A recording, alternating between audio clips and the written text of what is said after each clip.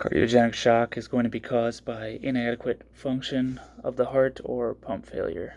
And many diseases or injuries can cause destruction or inflammation of the heart muscles, such as after a heart attack or where the heart loses part of its function. This can cause a backup of blood into the lungs, which we can classify as pulmonary edema, that causes the swelling of the affected area. This in turn leads to impaired respiration, which would lead to an increased respiratory rate and abnormal lung sounds. For proper circulation, there must be the right amount of pressure and heartbeats. So when the heart cannot maintain sufficient output to meet the demands of the body, we experience a cardiogenic shock.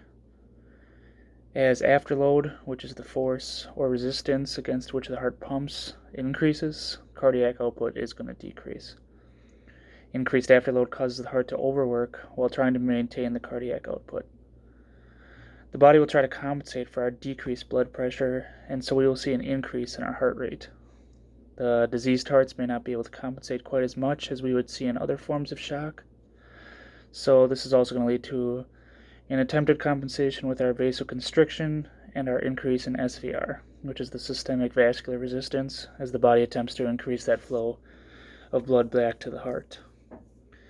We find a compensation mechanism that will actually hurt us in the end because we have a weak heart that is unable to pump blood forward. So by increasing SVR, we're going to make it more difficult for the heart to beat. As a result, with our heart not doing well, we're going to see a drop in cardiac output, and this is usually a pretty profound drop. The biggest problem is the heart is not able to push blood forward, so things will begin to back up, and we will see an elevation in our preload indicators.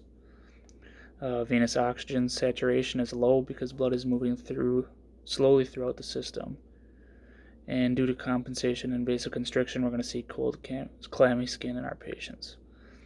As an EMT, we can position the patient comfortably while administering high-flow O2, and we can assist with ventilations and transport promptly while considering ALS.